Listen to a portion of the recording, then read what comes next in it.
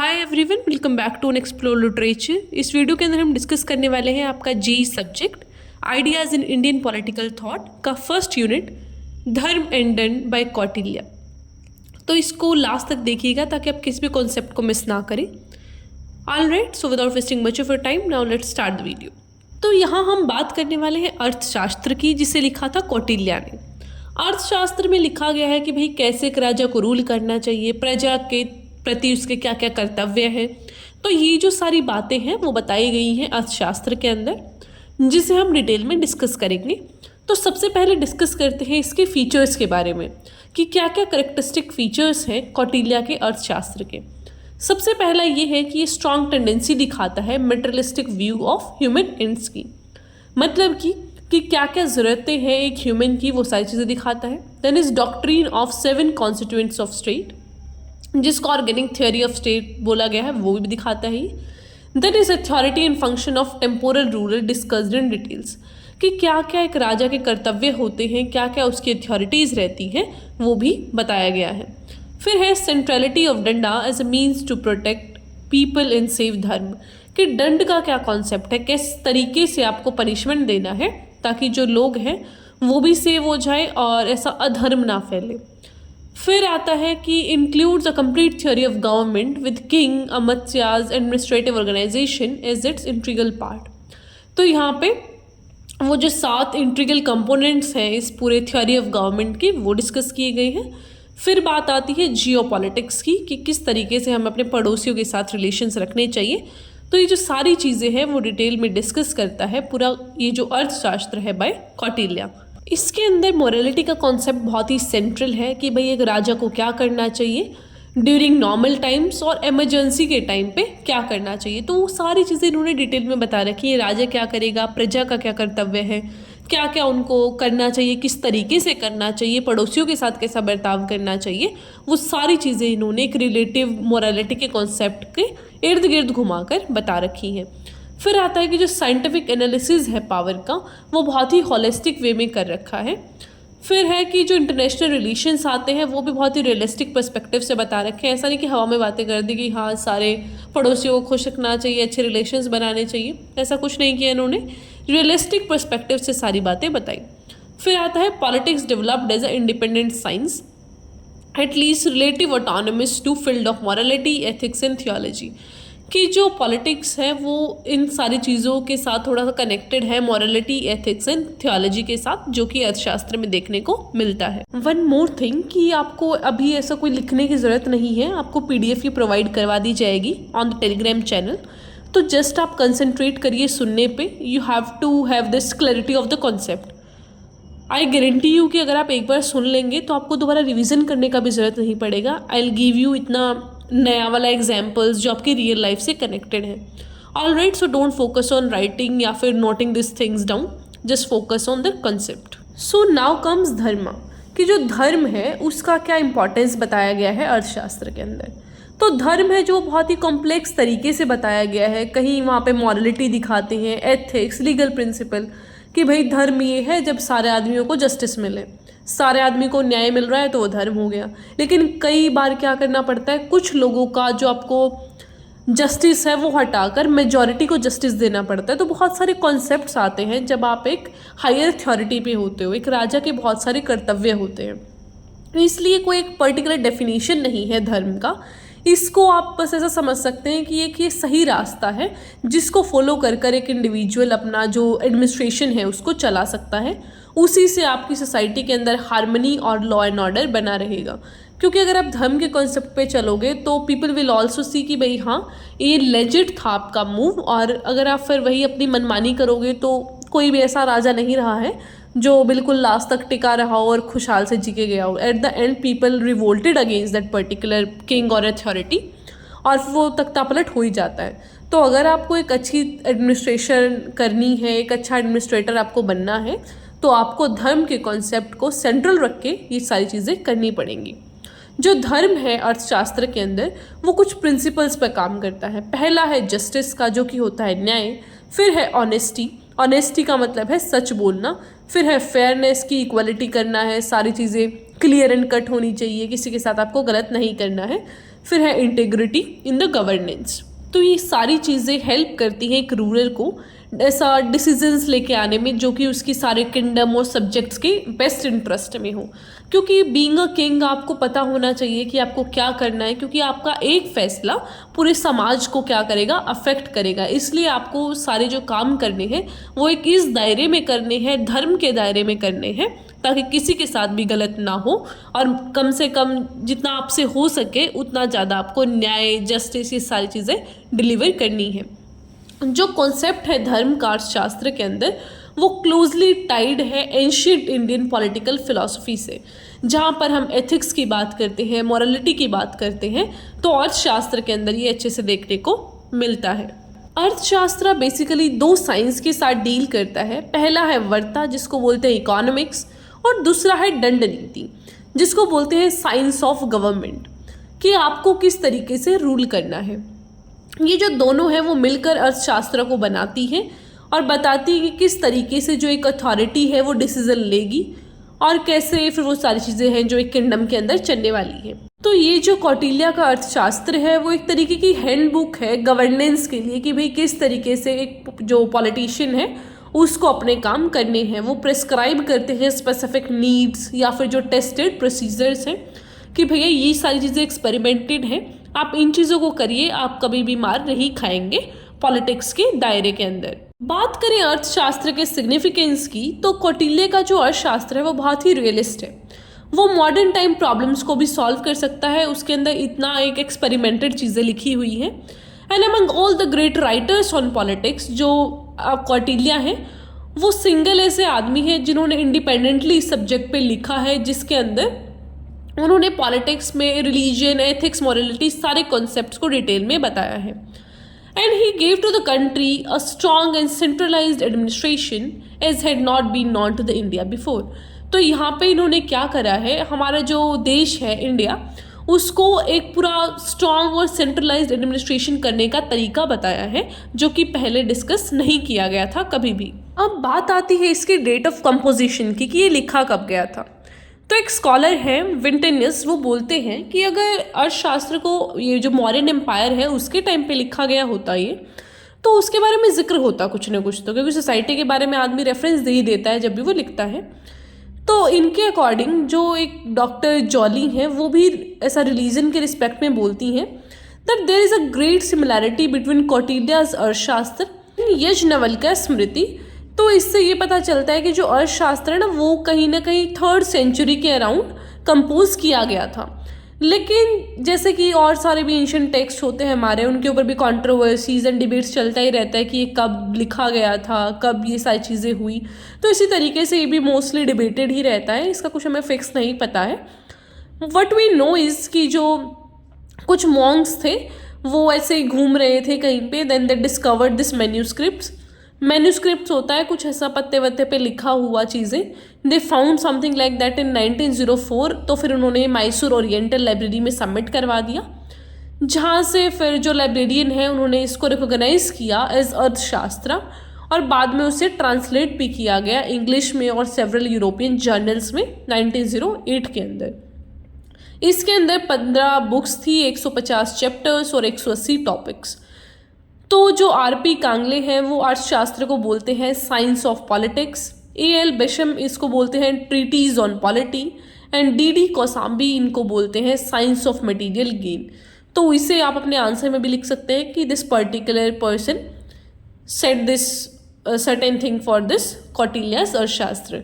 तो आप अपने आंसर में इन चीज़ों को यूज़ कर सकते हैं। अब ये जो मॉडर्न टाइम्स में हम स्टेट का कॉन्सेप्ट यूज़ करते हैं वो कहाँ से आया, तो कौटिल्य अपने कोर्स ऑफ डायलॉग भी बीच में बताते हैं कि जो ये स्टेट का कॉन्सेप्ट है वो ओरिजिनेट होता है when people got weary of laws. मतलब कि जब एनार्की फैल गया सारे ऐसा सोसाइटी में, ग्रीड हो गया बहुत ज़्यादा, लोगों को लालच आ गया, सेल्फिशनेस ख़त्म हो गया था, देन व्हाट हैपेंस कि जो मनु है वो मनुस्मृति के राइटर, उनको चूज़ किया गया as the first king. And it was settled कि जो किंग है उनको दिया जाएगा 1/6 of the grains, 1/10 of the merchandise and of the gold share as his due share. तो इस तरीके से कुछ बताया गया कि भाई इनको ना ऐसा ये चीज़ें मिलेंगी। ताकि जो रिवेन्यू है वो इनेबल कर सके किंग को for the security of the subjects. मतलब कि आपने कुछ इकट्ठा करके पैसा दे दिया किंग को कि भैया आप ये पैसा रखिए और हमें सिक्योर कीजिए, कोई भी आक्रमण होता है यहाँ वहाँ से तो आप उससे हमें बचाएंगे, कोई भी सोसाइटी में अपहेवल होता है, कुछ भी लड़ाई झगड़े होते हैं उसको आपको सुलझाना है, ये सारी चीज़ें आपके पास रहेंगी एज अ सिक्योरिटी। फिर आता है ends and functions of the state, कि स्टेट के क्या क्या फंक्शंस और एंड्स होते हैं। तो कौटिल्या के अकॉर्डिंग जो स्टेट है उसका मेयर फंक्शन यही नहीं होता कि बस पीस एंड ऑर्डर करना है, लोगों को प्रोटेक्ट करना है, बल्कि आपको एनेबल करना है इंडिविजुअल को ताकि वो सेल्फ डेवलपमेंट की हाईएस्ट स्टेज को अटेन कर सके। मतलब कि लोगों के अंदर जो टैलेंट है आपको उसे बढ़ावा देना है, आपको उसको हेल्प करना है आगे बढ़ने में, ये भी स्टेट का ही काम है। जैसे कि अभी हम अपनी फंडामेंटल ड्यूटीज़ में देखते हैं, दैट इज़ आर्टिकल 51A, तो उसमें भी आपको एक ड्यूटी मेंशन की गई है कि भाई आपको क्या करना है, अपना जो भी टैलेंट है, जो भी आपका नॉलेज है उसको ज़्यादा से ज़्यादा बढ़ाना है। तो that is also a duty mention there. तो उसी तरीके से यहाँ पे स्टेट को रोल दिया गया है कि आप लोगों का जो टैलेंट है, जो उनका नॉलेज है, उसको और ज़्यादा बढ़ाने में हेल्प करेंगे। Then is functions of the state, तो ऐसे 4 फंक्शंस है मेनली यहाँ पे। पहला इज प्रोटेक्शन, कि आपको प्रोटेक्ट करना है अपने सब्जेक्ट्स को। फिर दूसरा है कॉमन लॉ मेंटेन करना है, कि ऐसा नहीं कि एक आदमी को एक ही क्राइम का कुछ और सज़ा मिल रहा है। फॉर एग्जाम्पल किसी ने चोरी कर लिया, तो एक जो आदमी एक पर्टिकुलर रिलीजन से बिलोंग करता है उसको तो आपने फांसी पे चढ़ा दिया, एंड दूसरे आदमी को आप क्या कर रहे हैं, बस 10 रुपये फाइन लेके छोड़ दे रहे हैं। तो ऐसा नहीं होना चाहिए, कॉमन लॉ होना चाहिए सबके लिए। फिर है अपहोल्डिंग सोशल ऑर्डर, कि जो सोशल ऑर्डर है उसको आपको अपहोल्ड करना है, सोशल ऑर्डर बना रहना चाहिए। फिर है प्रमोशन ऑफ पीपल्स वेलफेयर, कि लोगों का वेलफेयर है जो उसका आपको ध्यान रखना है। ऐसा नहीं होना चाहिए कि that people are suffering under your authority. तो पीपल के वेलफेयर शुड बी सेंट्रल, आपके अथॉरिटेटिव जो भी रिजीम चल रहा है उसके अंदर। जो हम ये एक एक स्लाइड कवर कर रहे हैं वो अपने आप में ही एक क्वेश्चन है, important question from this unit. तो आप प्लीज़ एक एक टॉपिक पे ध्यान दीजिएगा। Now we are heading towards the next concept कह लो या फिर क्वेश्चन कह लो, कौटिल्याज थ्योरी ऑफ दंड। ये सबसे इम्पॉर्टेंट है इस यूनिट के अंदर। इस यूनिट के अंदर बेसिकली 3-4 टॉपिक बहुत ज़्यादा इंपॉर्टेंट है, जिसमें से एक है थ्योरी ऑफ दंड। द थ्योरी ऑफ दंड में क्या बोला गया है, कौटिल्य यहाँ पे बोलते हैं कि एक किंग का कर्तव्य ये है कि सभी लोगों को वो सही रास्ते पर लेके आए। इसके लिए वो किसी आदमी को दंड भी दे सकता है, अगर कोई गलती करेगा तो उसको दंड भी मिल सकता है। ये कौटिल्य के अर्थशास्त्र में लिखा गया है। लेकिन ऐसा कहीं भी नहीं लिखा गया कि भाई आपको दंड देते वक्त प्रिंसिपल ऑफ इक्वालिटी को फॉलो करना है। औरत और बच्चा है तो फिर आपको थोड़ा कम दंड देना है, या फिर मतलब देख देख के according to the nature, character, या फिर whatever the conditions are. Varna system के अकॉर्डिंग भी डिस्क्रिमिनेशन की यहाँ पे बात की गई है। कौटिल्य का मानना ये है कि जो दंड है ना उससे क्राइम घटेगा। अगर आप लोगों को बता देंगे कि भाई तुमने चोरी करी तो हाथ काट दिए जाएंगे, तो फिर आदमी चोरी करते वक्त भी डरेगा। तो वो नॉर्थ कोरिया वाला सा सीन थोड़ा इमेजिन कर लो। यहाँ भी केस इतना सेवर नहीं है, बस एग्जाम्पल के लिए उसका रेफरेंस आप ले सकते हैं। तो यहाँ पे बहुत टाइप्स ऑफ दंड बताया गया है, जैसे कि कॉर्पोरल दंड, इकोनॉमिक दंड और प्रिजन। प्रिजन का मतलब जेल में डाल देना, इकोनॉमिक का मतलब आपसे फाइन एंड ऑल लेना, कॉर्पोरल का मतलब है आपको एक पनिशमेंट देना एट द कॉर्पोरल लेवल, जिसका मतलब होता है सब मार पीट के। ठीक है, तो यहाँ पे आपको 3 तरीके से दंड मिल सकता है, या तो मारा पीटा जा सकता है, पैसा लिया जा सकता है, या फिर जेल में डाला जा सकता है। फिर जो ये फिजिकल दंड है वो भी कई तरीके का हो सकता है, लटका देना या फिर इस तरीके से। तो जो थियोलॉजी है वो बहुत ही इनह्यूमन है नेचर के अंदर, बट हम डिनाई नहीं कर सकते कि जो दंड के मेथड्स थे वो प्रेवलेंट थे एंशिएंट इंडिया के अंदर। बहुत ज़्यादा हार्श पनिशमेंट्स भी दी जाती थी सेवर केसेस में। तो यहाँ पे कौटिल्य बहुत ही प्रैक्टिकल तरीके से बताते हैं कि भाई कोई उल्टा सीधा काम करेगा तो लटका दो। ठीक है, तो वो दंड की थ्योरी को बहुत मानते थे कि अगर लॉ एंड ऑर्डर को मेंटेन करना है तो पनिशमेंट देना ही पड़ेगा। ऐसा नहीं कि भाई मैं तो अच्छा राजा हूँ, मैं ऐसा पनिशमेंट नहीं दूंगा। ये चीज़ें नहीं होंगी तो फिर लोग अपने वाली पे आ जाएंगे, लॉ एंड ऑर्डर के नॉट बी मेंटेन्ड। तो जो बेसिक क्वालिटीज़ हैं गुड आर्मी की अकॉर्डिंग टू कौटिल्य, वो है कि आपको रिक्रूटमेंट करना है फेयर बेसिस पे और एक इनहेरिटेंस के बेसिस पे, कि जो लोग जीन्स के बेसिस पे लॉयल है, स्ट्रॉन्ग है, एनर्जी वाले हैं, उनको आपको लेना है ताकि वो पावर के साथ लड़ सके, ट्रेन कर सके फाइटिंग, सब वेपन वगैरह का यूज़ कर सके, तो ऐसे लोगों को आपको लेना है अपनी आर्मी के अंदर ताकि क्वालिटी ऑफ गुड आर्मी बना रहे। फिर हमारा नेक्स्ट टॉपिक आता है एस्पियोनेज सिस्टम, कि जो ये जासूस वगैरह रखने वाला सिस्टम है वो कैसा होना चाहिए एक रिजीम के अंदर, एक किंगडम के अंदर। तो यहाँ पे अर्थशास्त्र में लिखा गया है कि जो स्पाइस हैं वो बहुत ही इंपॉर्टेंट है एक स्टेट के लिए, और वो बहुत ही इंपॉर्टेंट रोल प्ले करते हैं।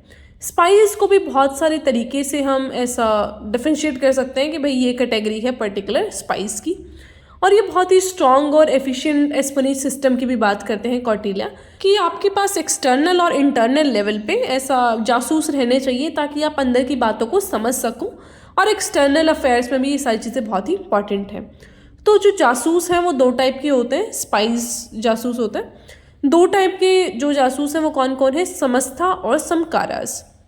समस्त कौन होते हैं, द एस्टेब्लिशमेंट, जहाँ पे द एजेंट है जो वो स्टेशन किए जाते हैं एक सिंगल प्लेस पे, जो कि एक हेडक्वार्टर रहता है। समकारास कौन होते हैं, रोवर। रोवर मतलब जो यहाँ वहाँ घूमते रहते हैं, उनका कोई एक ठिकाना नहीं है। तो बात करते हैं टाइप्स ऑफ समस्था की। तो 5 टाइप के हैं ये समस्था जासूस। सबसे पहले है कपाटिका, जो कि बहुत ही डिसिप्लिन रहते हैं और इनके अंदर ना बहुत ज़्यादा ऐसा माइंड कैपेसिटी है गेस करने का। सेकंड है उद्देश्यता, जो कि एस्थेटिक्स है ऐसा मॉन्क्स के पास। फिर है गृहपाटिका, जो कि स्पाई पोजिंग अ फार्मर, ठीक है, तो ये फार्मर वाला ऐसा गृह टाइप की चीज़ों में है। देन इज वेदिका, जो कि मर्चेंट को स्पाई करते हैं। देन इज तापसा, जो कि बोगस एस्थेटिक है, जो कि secret agent but possesses is a seer, ठीक है, तो मतलब ये थोड़ा सीयर की फॉर्म में रहेंगे। सीयर होता है संत, ठीक है, तो इस तरीके से अलग अलग रहेंगे ये, ताकि वो अलग अलग जो जगह है वहाँ पे समझ सकें सारी चीज़ों को। फिर आते हैं टाइप्स ऑफ समकारास। तो इनका बेसिकली 4 टाइप ऑफ क्लासिफिकेशन है।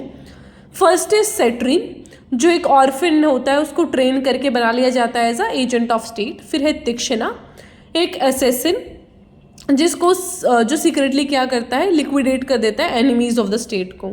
फिर है रशदा, एक पॉइजन गिवर, मतलब जो जहर सप्लाई करता है। फिर है भिक्षुका, जो एक ब्राह्मण के रूप में स्पाई करता हुआ घूमता है। तो ये सारे थे समकारास, मतलब कि जो एक जगह पे नहीं रहते हैं, वो घूमते रहते हैं यहाँ से वहाँ। Then is the last concept of this video, Kautilya and Machiavelli. तो मैकियावेली एक पॉलिटिकल थिंकर एंड स्टेट्समैन थे इटली के ड्यूरिंग द रेनेसां पीरियड। तो इनको फर्स्ट मॉडर्न थिंकर माना जाता है और बहुत ही रियलिस्ट थिंकर थे ये। इनका मानना ये था कि लोग सिर्फ एंड को देखते हैं, तो आप किसी भी ऐसा बोलते हैं ना, शाम दाम दंड भेद सब कुछ ऐसा लगाओ, लेकिन जस्ट गेट द रिजल्ट। तो एज अ रूलर आपको क्या करना है, कुछ भी तरीका यूज़ करना है, बट जो एक गोल है आपका, जो एक अचीवमेंट है, उसको पाके रहना है। इन्होंने द प्रिंस नाम की एक बुक लिखी है, जिसके अंदर इन्होंने बताया है कि एक रूलर है जो किस तरीके से दिखना चाहिए, कैसे काम करने चाहिए, किस तरीके से बोलेगा, क्या करेगा। I read that in like course में ऐसे था हमारा एक ये, दैट वॉज क्वाइट इंटरेस्टिंग। मतलब एक एक चीज़ बताते हैं ये वहाँ पे, इस तरीके से बोलना, इस तरीके से आपका एटीट्यूड होना चाहिए। तो that is quite similar to Kautilya's Arthashastra, तो वो आप पढ़ सकते हैं। जो ये टेक्स्ट है मैकियावेली का, उसको कंपेयर किया जाता है कौटिल्य के अर्थशास्त्र के साथ, लेकिन यही है कि इनका जो टाइम और इन्वायरमेंट है वो काफ़ी अलग रहा है। अब ये आपके जो कॉन्टेक्स्ट है या फिर कहीं जो आपको सिलेबस प्रोवाइड किया गया है उसके अंदर नहीं है, but I am adding it for you कि सिमिलैरिटीज़ क्या थी कौटिल्य और मैकियावेली में और डिफरेंसेस क्या थे। क्योंकि अगर क्वेश्चन आएगा तो ऐसा 10 नंबर वाला क्वेश्चन आएगा तो आप ये छोटा सा पैराग्राफ नहीं लिख सकते, आपके पास मटेरियल होना चाहिए। Alright, so will talk about the similarities now. तो सबसे पहली सिमिलैरिटी है दोनों के अंदर कि ये रियलिस्ट थिंकर्स थे, कि रियलिस्ट तरीके से इन्होंने बात करी। कोई ऐसा नहीं था कि हवा में बातें चल रही हैं, रियलिटी में जो चीज़ थी, ग्राउंड रियलिटी, उसको फोकस करके they gave there ideas and the idealised notion of morality. फिर है फोकस्ड ऑन स्टेट्स क्राफ्ट, कि जो दोनों ये राइटर्स हैं या फिर पॉलिटिकल थिंकर्स हैं, इन्होंने इफेक्टिव मैनेजमेंट ऑफ स्टेट या फिर किंगडम पर बात करी कि जो स्टेट क्राफ्ट है ना वो भी एक आर्ट है और उसे कैसे संभालना है, that a ruler must know. There is ends justify the means. जो मैकियावेली है उनका एक बहुत ही फेमस फ्रेज है ये, जो कि मैंने आपको स्टार्टिंग में बताया कि ये मैटर नहीं करता कि आप किस तरीके से किसी चीज़ को कर रहे हैं, दैट मैटर्स इज कि एट द एंड आपको क्या अचीव हो रहा है। आप लाइफ में देखो कितना भी स्ट्रगल करते हो, नो वन सीज, अगर आप लास्ट में फेल हो जाते हो, सब क्या बोलते हैं कि नहीं इसने अच्छे से तैयारी नहीं करी होगी, अगर आप किसी एग्जाम की तैयारी कर रहे हैं तो, या फिर whatever if you are preparing for any tournament, ठीक है, तो अगर आप हार जाते हैं, आपके पास मेडल नहीं आता, तो वट पीपल से कि नहीं नहीं इसने अच्छे से तैयारी नहीं करी थी, फिर लोग 70 बहाने ढूंढेंगे आपको ऐसा नीचे दिखाने के। In case if you win, फिर आपका स्ट्रगल, आपकी मेहनत फिर वो किसी को नहीं दिखती। पीपल विल बी लाइक, हाँ पूरे से स्टेटस डलेंगे फिर कि हाँ ये मेरी मौसी का लड़का है। तो this kind of things are very common in the recent times also, जो कि मैकियावेली ने उस टाइम पे बोल दी थी कि भैया शाम दाम दंड भेद जैसा भी करके अपना काम कर लो। लेकिन थोड़ा सा नेगेटिव सेंस में हो जाता है रूलर्स के लिए, तो ये एक जनरल आदमी के लिए this is very effective statement, क्योंकि रूलर अगर कुछ भी करके he'll try to maintain his power, तो वो थोड़ा नेगेटिव सेंस में होगा। तो कौटिल्य के अर्थशास्त्र में भी ये थोड़ी सी झलक देखने को मिलती है, जहाँ पे इन दोनों का जो व्यू है वो कॉमन है। Then the next is pragmatism, कि जो मैकियावेली और कौटिल्य हैं वो दोनों प्रेगमेटिक थे अपनी अप्रोच टू पॉलिटिक्स को लेके। दे बिलीव्ड कि जो रूलर है उसको अडेप्ट कर लेनी चाहिए ऐसा सर्कमस्टेंसेस के अकॉर्डिंग, कि भाई क्या उस टाइम पे चल रहा है। जैसे कि हम यूएसए का एग्जाम्पल लेके चलते हैं, यूएसए इतना शातिर देश है, उसका ना कोई फिक्स एनिमी है ना कोई फिक्स उसका फ्रेंड है, ठीक है। उसका जहाँ इंटरेस्ट होगा वो आपको एक चलते वॉर में छोड़ के भाग सकता है अगर उसको कहीं और फ़ायदा दिखा तो उसका ऐसा सा कॉन्सेप्ट है, वो ओपनली बोलते हैं कि भाई देखो हमारा ऐसा है कि जहाँ पे हमारा इंटरेस्ट मीट होगा will support that particular thing, ठीक है। तो इसी तरीके से ये करते हैं कि आपको जो एक रूलर है ना उसको समझना चाहिए कि एक स्ट्रेटजी किस तरीके से प्लान की जाए ताकि आपके जो इंटरेस्ट हैं उनको प्रायोरिटी मिल सके। फिर आता है सिक्योरिंग एंड मेंटेनिंग पावर, कि आपको पता होना चाहिए कि आपकी आइडियोलॉजी क्या है, आपको किस तरीके से अपनी पावर को मेंटेन करना है, और ऐसा हवा में डिसीजंस नहीं लेने, थोड़ा सा सोशल जो रियलिटी है, जो ग्राउंड रियलिटी है उसको मेंटेन करके तभी आपको कोई फैसला लेना है। अब बात आती है डिफरेंसेस की, कि दोनों में डिफरेंस क्या है। सबसे पहला है इनकी फिलोसफिकल अप्रोच में। मैकियावेली बोलते हैं कि जो एंड है वो जस्टिफाई करता है मीन्स को, कि भाई कैसे भी करो तुम अपना रिजल्ट निकाल के लेके आओ। लेकिन कौटिल्य थोड़ा सा अलग है, वो थोड़ा मॉरलिटी को भी ध्यान में रखते हुए बोलते हैं कि जो धर्म है ना और जो एथिकल गवर्नेंस है वो आगे होनी चाहिए। लोगों के धर्म के साथ, मॉरलिटी के साथ, एथिक्स के साथ कोई कॉम्प्रोमाइज़ नहीं होना चाहिए जब आप रूल कर रहे हैं एक स्टेट में। Then the second difference is leadership and morality. तो मैकियावेली की जो सारी बातें हैं ऑफन वो इमोरल तरीके से देखी जाती हैं क्योंकि वो रूलर के इंटरेस्ट को प्रायोरिटाइज करते हैं, ठीक है। लेकिन कौटिल्य को बोला जाता है कि वो धर्म के कॉन्सेप्ट पे चल रहे हैं, इसलिए उनकी जो बातें हैं वो मॉरल और एथिकल है। तो इस तरीके से भी दोनों अलग हो गए। फिर आता है लास्ट डिफरेंस जो कि बहुत ऑब्वियस है कि इनका कॉन्टेक्स्ट अलग था। वो इटली में काम कर रहे थे, वो भी रेनेसां के टाइम पे, और कौटिल्य एक एंशिएंट इंडिया के कॉन्टेक्स्ट में बात करते हैं जहाँ पे धर्म, caste system, wellbeing of the state, ये सारी चीज़ें बहुत ही सिग्निफिकेंट रोल प्ले करती हैं। तो इसी के साथ आपका ये यूनिट फर्स्ट कंप्लीट होता है। आई नो 2 थ्योरीज को मैंने डिस्कस नहीं किया है, उनके ऊपर अलग से वीडियो आएगा, तो उसके लिए आप थोड़ा सा वेट कर सकते हैं।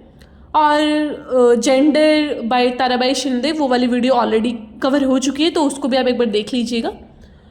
And don't forget to subscribe the channel and share this video with your friends. अगर अच्छा रिस्पॉन्स होगा आपका तभी मैं पूरा ये ideas in Indian political thought वाला जो पूरा जी है उसको कवर करूँगी, otherwise I will not be doing that. All right, so I'll meet you in the next video. Till then, take care, stay happy, stay healthy.